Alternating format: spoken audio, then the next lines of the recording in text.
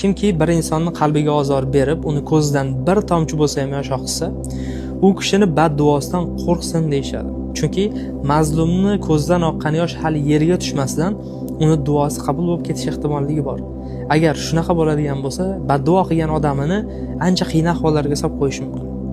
Shuning uchun buyuklar bekorga aytishmagan, bir qalbni vayron qilish bitta uyni buzishdan ancha oson, lekin uni qayta tuzatish uchun yillar ham kamlik qiladi. Ba'zan bitta qarash, ba'zan bitta e'tiborsizlik, ba'zan bitta qo'pol muomala bitta insonni ko'nglini sindirib yuborishga yetadi.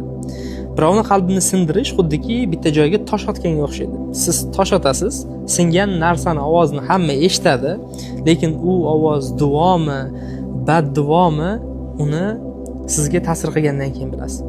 Ba'zi insonlarni jim turishidan foydalanib gapirmas ekan deb, unga xohlagan ishimni qilsam bo'lar ekan deb turib, unga zulm qiladiganlar bor.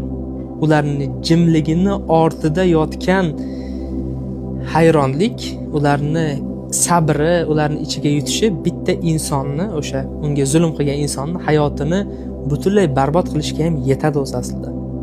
Shuning uchun boring, birov qalbiga ozor bergan bo'lsangiz, uzr so'rang, bag'ringizga bosing, o'tganlar uchun chin dildan pushaymonligingizni ayting. Bu narsani u inson, ya'ni siz qalbini og'ritgan insoningiz sizni kechirishi uchun ham emas, o'zingiz kechirilishingiz uchun qilishingiz kerak birinchi o'rinda. Shunaqa gaplar. Shuning uchun hammamizga qalblarni qozonish, qalblarga mehr uyg'otish nasib qilsin.